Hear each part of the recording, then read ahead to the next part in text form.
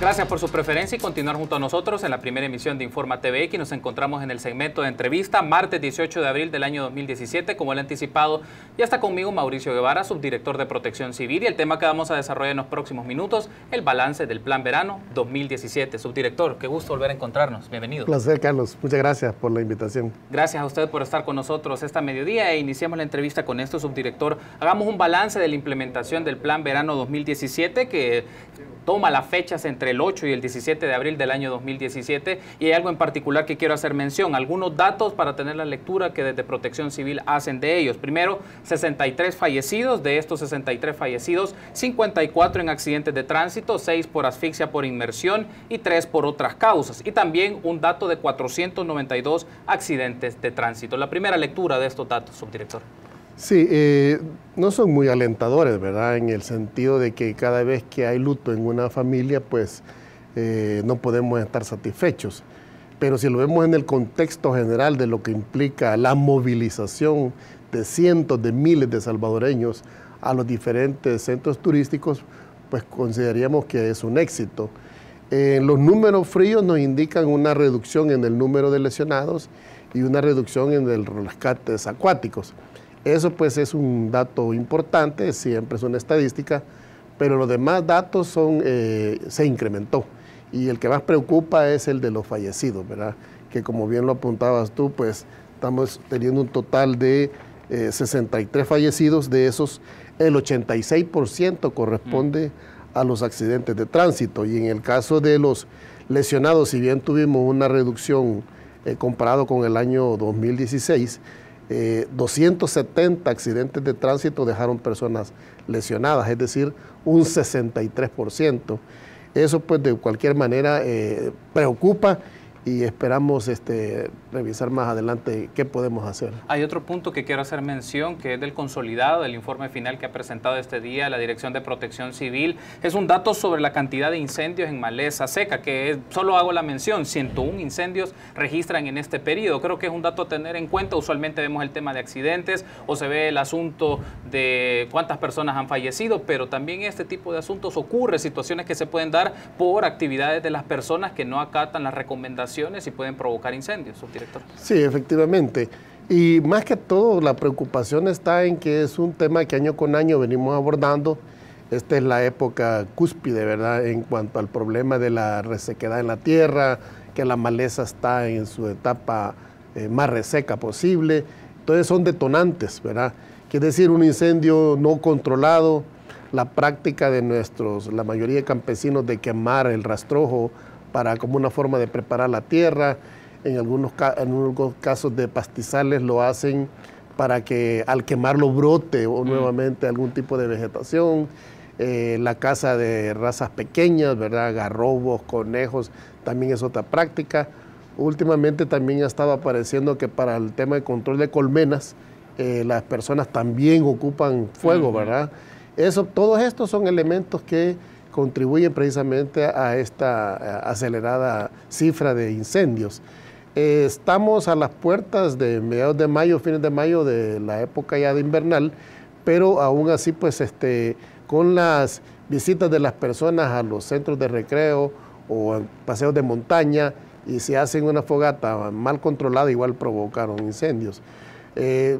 Según nuestra cifra, pues sí es cierto, hubo un incremento de 7.14%, ¿verdad? 165 incendios, pero decirle que en una buena parte, yo me atrevería a pensar, más del 75% es en maleza, ¿verdad? O sea, ya pasó un poco el tema de las zonas de protección. Ahora, me gustaría, regresando al tema de los datos de accidentes de tránsito y personas fallecidas, como Protección Civil, ¿ustedes observan algún patrón en particular al inicio de esta semana, revisando un poco los datos y en comparativo a los días y los informes que ustedes presentaban diariamente? El día 1 fue uno de los días más fuertes en el caso de 7 fallecidos, pero también 70 accidentes de tránsito. Estamos hablando entre el periodo del sábado 1 al 2 de abril, particularmente, ¿no? Entonces, ¿ustedes han identificado que el inicio de este periodo vacacional es donde se activan mucho más las alarmas porque aumentan el número de accidentes o la mayor cantidad de accidentes de tránsito en el transcurso de la semana vacacional y también de fallecidos? Fíjese, no es típico definir un día en particular, ¿verdad? Sí. Al compararlo año con año, pero sí tenemos muy comprobado que casi siempre en la apertura de las vacaciones, en este caso sábado, domingo, lunes, es donde sí hay un pico, y el otro se da jueves, viernes, ¿verdad? Es decir, cuando se incrementa la cantidad de personas que visitan los diferentes centros turísticos, las playas y demás. Con el tema de los accidentes hay que destacar estos subdirectores por imprudencia de las personas, por invadir carril, por exceso de velocidad, en algunos casos personas por abuso de alcohol, y Protección Civil ha insistido y las diversas instituciones nos acompañaron la semana pasada e insistieron que las personas abusan del alcohol, las personas insisten en violentar el reglamento de tránsito. ¿Cómo podemos trabajar en educación vial? ¿Cómo podemos trabajar con las personas para evitar este tipo de accidentes? Mencionaba unos datos, por ejemplo, de la División Terrestre de la Policía Nacional Civil, que menciona 12.760 esquelas, que esto haciendo un monto aproximado de $367.000 en cantidad de esquelas solo en este periodo de vacaciones. ¿Cómo podemos hacer para disminuir esta cantidad de esquelas, para disminuir los accidentes, obviamente para evitar estos riesgos, ¿no? Claro. Bueno, el tema de las esquelas y las cantidades son un parámetro, ¿verdad? Pero nosotros creemos que es un poco más allá. Es decir, el parque vehicular que tenemos hoy es muy diferente en los últimos 4 o 5 años. Hay muchas calles secundarias que por cuestión de seguridad se han bloqueado o cerrado. Ya es tiempo de que tengamos normativas diferentes en cuanto al tema de tránsito de vehículos, porque ya, digamos, son las mismas calles y tenemos un parque vehicular de más de 1 millón de automotores. Por supuesto que también esto está aunado a la educación vial, ¿verdad? Sí. Y creemos que va a ser es un tema generacional. Un llamado al Ministerio de Educación, porque es ahí donde tenemos que buscar cómo fomentar hábitos, ¿verdad? Porque usted ve las causas, todas son de control humano, ¿verdad? Exceso de velocidad, invadir el carril contrario, no respetar la señal de tránsito, sí. Y la más destacable, que es la distracción del conductor. Ir platicando, ir comiendo, ir viendo el teléfono, ir chateando. No puede ser. Esa es la forma como se debe de manejar la persona que va al frente de un vehículo automotor. Hay personas que son de la idea que hay que aumentar las sanciones, por ejemplo, en el tema de las multas, o penalizar a las personas en sus licencias, o por algún periodo de tiempo, pero ¿cómo podemos hacer una combinación? ¿Usted del criterio de que hay que penalizar más a las personas, o un tema de educación puede ser mucho más complementario, o también plantearse este tema que usted recién mencionó del parque vehicular? Muchos carros, calles que no están necesariamente en todas las condiciones para ese flujo de parque vehicular que tiene nuestro país. Subdirector. Sí, mire, la teoría de la gestión integral del riesgo nos dice que esto solo se puede resolver de una manera integral. Es decir, en esto tiene que ver los horarios, las calles, el parque, la circulación, la educación, las penas, por supuesto, ¿verdad? No se puede decir que no, pero quizás uno de los elementos que tenemos más reciente, el uso del cinturón de seguridad. Sabemos que en el fondo es para proteger la vida de los que se conducen en el automotor. Fue una lucha titánica, pues, el lograr que todas las personas usaran cinturón de seguridad, y aparentemente la imposición de multas tuvo un valor preponderante. Nosotros como Protección Civil creemos que no es un tema solamente del castigo, sino que debiera ir acompañado de otras medidas, ¿verdad? Como le mencionaba, hasta la misma señalización vial tiene mucho que ver con estas situaciones. Ahora se incorpora también las motocicletas. Siempre los mismos datos de la Dirección Terrestre de la Policía Nacional Civil mencionan 49 accidentes en motocicletas, la mayoría por exceso de velocidad, distracción, no guardar la distancia, invadir carril, no respetar las señales, y esto daba un saldo de 33 personas lesionadas y 10 fallecidos. Ahora se incorporan las motocicletas. No solo tenemos el caso de los vehículos, no solo el caso de los buses, microbuses, camiones, ahora están las motocicletas como una nueva variable, subdirector. Sí, quizás en la generación nuestra, antes siempre teníamos, señalizábamos a los taxistas, ¿verdad? O los microbuseros. Yo creo que el tema de las motocicletas ha tomado relevancia, tanto que la Policía Nacional Civil en los últimos meses ha tenido dispositivos particularmente orientados a las motocicletas, que ya hay un parque mayor a los 200.000 unidades, ¿verdad?, circulando. Y lo que pasa es que el motociclista debe entender que él es igual como que fuese un vehículo. Tiene que ir detrás de los vehículos y no irse maniobrando entrando a las unidades. Y luego, pues, las medidas muy propias, vea, casco, no más de 2 porque lo permite nuestra legislación. Y esto, pues, hace que también ellos se expongan por la misma naturaleza de protección, se expongan con mayor facilidad. Sí, 10 fallecidos, ¿verdad? Y ocupa una estadística muy importante los accidentes de motocicletas en este contexto de lo que hemos hablado. Ahora hablemos un poco, ¿qué significó para la Dirección de Protección Civil implementar el Plan Verano 2017 en un escenario de alerta amarilla por los sismos? Porque digamos, pues, no es tan usual el hecho de que en un periodo vacacional también hay una alerta amarilla por el tema de enjambre sísmico en el área metropolitana de San Salvador. ¿Qué le significó a la Dirección de Protección Civil este escenario? Sí, dentro de lo que es, digamos, nuestro mandato legal, hay 9 posibles escenarios, ¿verdad? Los que hay que atender de forma simultánea. Nosotros casi siempre tenemos más a la mente el tema de los fenómenos hidrometeorológicos, pero también en este caso estamos en un lugar donde las placas están en ambos lados en los océanos y por lo tanto estamos expuestos. Lo que ha pasado con este enjambre sísmico, como bien decía el Ministerio de Medio Ambiente, desde 1986 hemos tenido 18 enjambres. Vea, ya en que se ha focalizado en el área de Antiguo Cuscatlán y San Salvador, lleva más de 500 sismos registrados, no todos por las personas, ¿verdad?, sino que por los aparatos, pero es un enjambre que está dentro del contexto de lo que es nuestra formación geológica, ¿verdad? Por lo tanto, nosotros como Protección Civil tenemos ya planes, ¿verdad?, para cada una de estas circunstancias.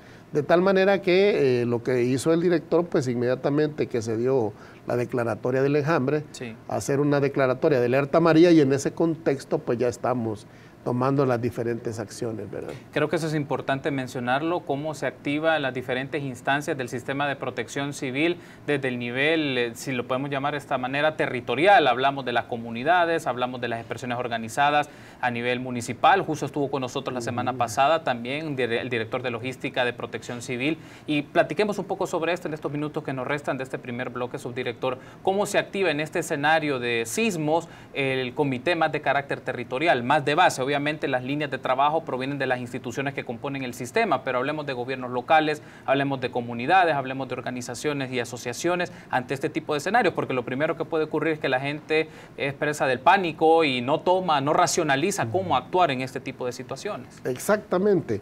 Parte, digamos, del componente de esta instancia local que nosotros le llamamos comisiones comunales de protección civil es un conjunto básicamente de voluntariado, ¿verdad? Y es un grupo de personas que se aglutinan en diferentes formas de organización, de tal manera que es la primera respuesta que siempre se tiene. Quiere decir que, por ejemplo, en este caso, el llamado a la cordura, a tener la calma, son precisamente estas mismas personas, ¿verdad?, las que tienen ese rol.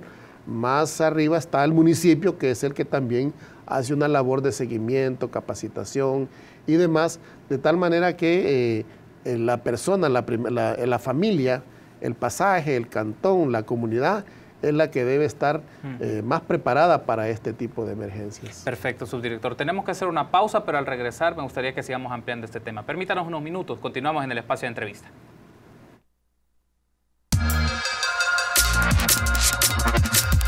Gracias por su preferencia y continuar junto a nosotros. En la entrevista de este martes 18 de abril me acompaña Mauricio Guevara, subdirector de Protección Civil, y tenemos una discusión sobre el balance del Plan Verano 2017. Retomando entonces la entrevista, subdirector, hablemos un poco del rol, lo decíamos antes de entrar al aire, en ese segundo bloque, ¿cuál es el rol que tienen los gobernadores respecto a este sistema de protección civil? ¿Qué trabajo tienen de articulación con los gobiernos locales ante situaciones de emergencia o situaciones de riesgo que se pueden derivar por sismos o se pueden dar por lluvias o precipitaciones, o ante un escenario que implique al Estado actuar rápidamente?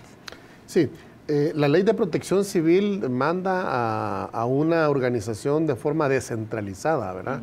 Entonces hay una comisión nacional que es la que da las directrices, lineamientos, aprueba los planes, maneja un presupuesto, ¿verdad? Sí.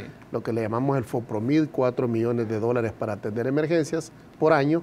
Luego sigue la instancia que es el departamento, la comisión departamental.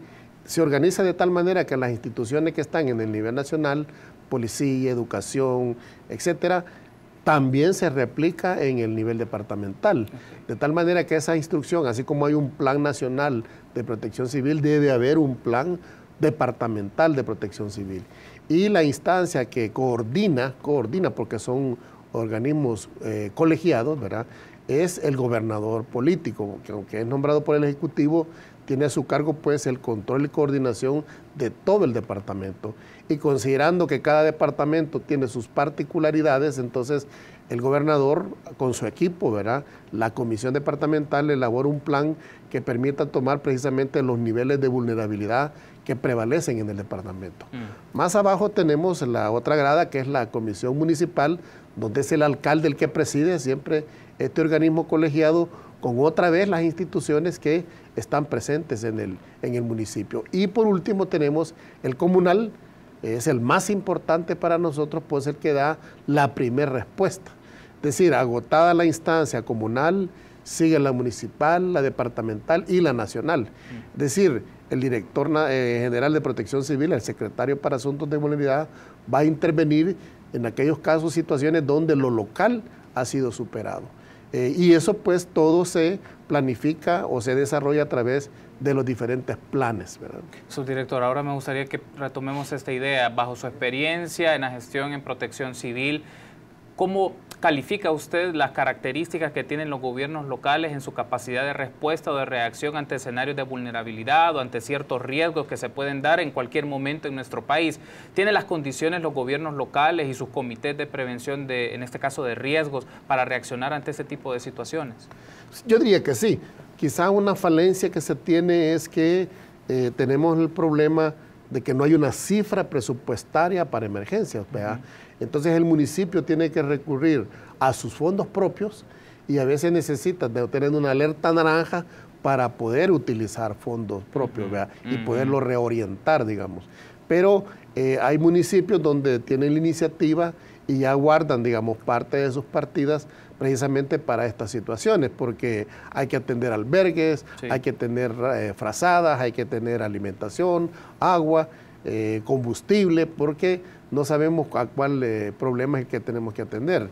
Yo diría que en el tema organizativo estamos muy bien, en el sentido que tenemos 262 comisiones municipales, es decir, una por cada municipio.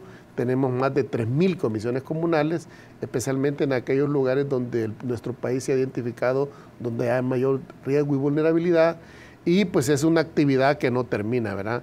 Cada vez que hay un cambio de ejercicio municipal, quien llega, si no conoce la ley de protección civil, pues hay que enseñársela, ¿verdad? Porque el alcalde, dentro de su mandato, tiene responsabilidades al estar al frente de la comisión municipal, y por lo tanto todos los planes y las instituciones, la policía, educación, salud, medio ambiente, obras públicas, todos ellos es parte del equipo de la comisión municipal. Ahora, retomando, bueno, esta aclaración que usted nos ha brindado creo que es importante. Ahora quiero retomar otro acontecimiento generado la semana pasada, es la situación de la residencial Brisas de San Francisco, que ha sido denominada área peligrosa. Hasta este momento, subdirector, ¿cuál es el estado de esta zona? Sí, ya se está interviniendo. El problema ahí de raíz es una situación en principio legal, ¿verdad? Pero como protección civil nosotros también tenemos que buscar la manera de salvaguardar vidas. Y aunque hay más de 25 casas que están en potencial riesgo, hay 2 que sí prácticamente, si no las atendemos, se corre el riesgo de que se vayan al desagüe, ¿verdad? Sí. Entonces se tomó la decisión de calificarlas de alto riesgo, y por lo tanto el Estado se hace responsable y saca, ¿verdad?, a estas personas, a estas familias, a un lugar seguro. Y ya se está haciendo pues alguna obra de mitigación mientras hay una resolución judicial, porque el responsable de reparar toda esa falla que se ha tenido, ¿verdad?, en esa cárcava es el sector privado. Ah, ok. Entonces, en este caso hay un problema de intervención del privado que tiene que asumir su responsabilidad para trabajar en esta zona en obras de mitigación. Exacto. De momento no les permite a ustedes intervenir hasta que no lo haga el privado, ¿o lo pueden hacer directamente? De hecho ya lo estamos haciendo, sí, porque la Comisión Nacional aprobó esta declaratoria, estas acciones que decía la declaratoria de nuestro director, en el sentido que hay una inversión porque hay que salvar las vidas, que claro, es lo primero, ¿verdad? Claro. Ahora, toda la reparación de la bóveda Eso es a largo plazo y son varios millones los que se necesitan. Entonces, la empresa que construyó esa bóveda, que ya prácticamente está en malas condiciones, es la que tiene que responder por esa falla. Perfecto, subdirector. Ahora me gustaría que hablemos un poco del caso de la carretera de Los Chorros, que es algo que seguramente la gente estará preguntándose. ¿Cuáles son las indicaciones respecto al tránsito vehicular y los horarios habilitados? Creo que es importante que la gente lo tenga en cuenta, dado el flujo, cómo se va a generar y cómo pueden tener paciencia también, porque se ha estado interviniendo el Ministerio de Obras Públicas en esa zona. Sí, nosotros emitimos alerta amarilla considerando pues que el enjambre potenciaba, ¿verdad?, el problema que se dio ahí, y también considerando que ya habíamos tenido víctimas, ¿verdad?, el día del 5.1. La indicación, eso está al mando pues del Viceministerio de Transporte, quien está, digamos, ya definió unos horarios a través de los cuales hay, yo diría, hay 4 momentos, solo para subir, solo para bajar, de doble vía, y un momento donde no hay tráfico, porque esas obras de mitigación también van a tomar algún tiempo. Lo más importante es que quienes se van a conducir en ese sector sigan las instrucciones, las indicaciones, ¿verdad?, de las autoridades, para que no se expongan, porque el desprendimiento de una roca, eso nadie lo puede predecir. Claro. Todas estas actividades que se han estado desarrollando para desprender aquel material que estaba flojo, va a tomar toda esta semana prácticamente.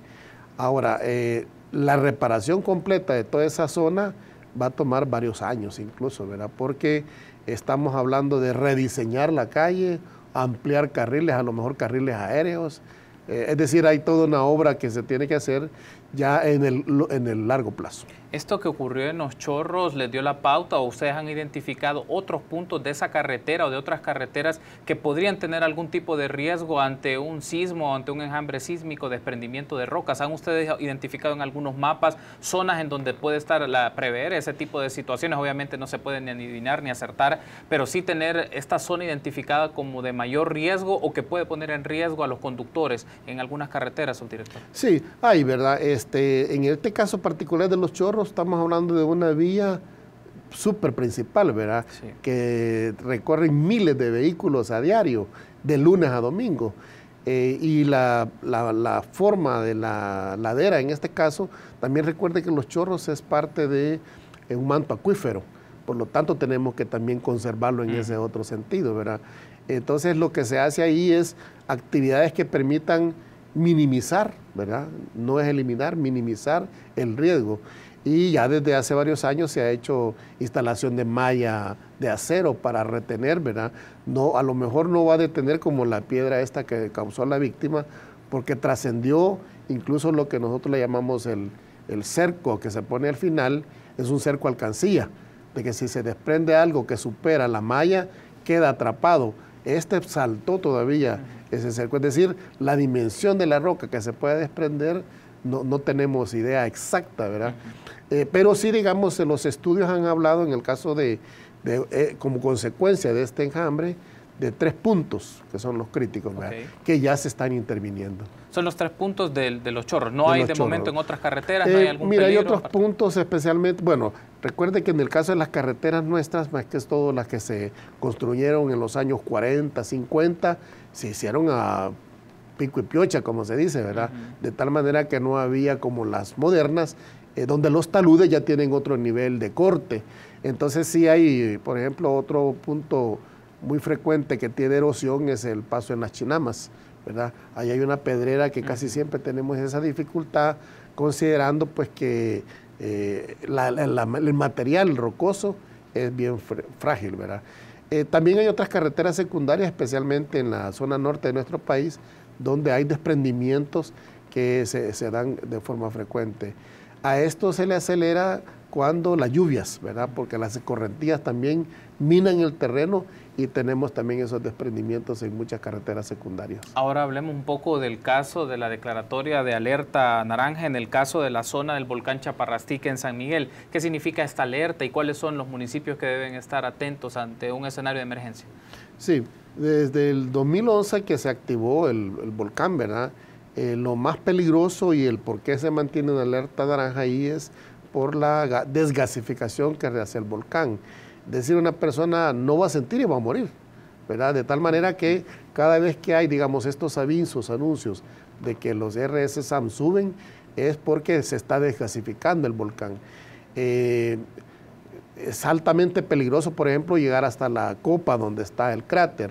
Entonces, la recomendación siempre, y toda la gente está de las comunidades aledañas, ya están capacitadas para, de acuerdo a la instrucción que reciban, ya tienen sus puntos de evacuación, rutas de evacuación, y ellos pues ya están, digamos, haciendo simulacros permanentemente para salvaguardar sus vidas. De momento no hay evacuados, son personas que solo están en simulacros ante cualquier situación. Exactamente, así es. Perfecto, subdirector. Estamos cerca de cerrar esta entrevista, pero me gustaría que hablemos qué implica para Protección Civil la planificación del periodo de lluvia. Usted mencionaba en el primer bloque que eso se puede considerar o calendarizar en el cierre del mes de mayo. Entonces, ¿cuál es el plan o la estrategia que va a estar trabajando Protección Civil ante el tema de la lluvia y el riesgo que puedan existir deslizamientos o deslaves en algunos puntos del país? Sí, previo a lo que es el plan invernal, que la Comisión Nacional tiene que aprobarlo, nosotros ya estamos trabajando en ello, está un plan Castor, donde hay que limpiar todas las quebradas, las tuberías, porque hay que prepararlo, porque tenemos también la mala costumbre de lanzar desechos en cualquier parte. Esto pues atora los desagües, ¿verdad? Hay que limpiarlo, la alcaldía, todas las alcaldías, las comisiones municipales tienen esa obligación de hacer esa forma de destape, y también está, digamos, ellos por su propia naturaleza también hacen su plan invernal a partir de los lineamientos que nosotros damos. El Ministerio del Medio Ambiente ha dado, todavía no hay un dato oficial, pero entre la segunda y la tercera quincena de semana de mayo se va a dar, digamos, lo que va a ser el inicio de la época de lluvia, comenzando en el occidente, y por último se va a incorporar la zona oriental del país. Perfecto, entonces va a significar una planificación o un trabajo en conjunto desde ya con los gobiernos locales, con los comités, para reaccionar ante estos escenarios. Exactamente, para tener previsto, ya están identificados nosotros del invierno del 2016, tenemos alrededor de 3.000 puntos identificados de inundación y deslizamiento, y ya están georreferenciados, y ahí pues solamente hacemos el llamado y las comisiones comunales ya están listas para prepararnos para la época de lluvia. Perfecto, subdirector. Gracias por habernos acompañado. Estamos muy amable. a la orden. Gracias por haber estado con nosotros. Nos acompañó en esta oportunidad Mauricio Guevara, subdirector de Protección Civil, y hicimos un balance del Plan Verano 2017. Permítanos una pausa. Volvemos en minutos.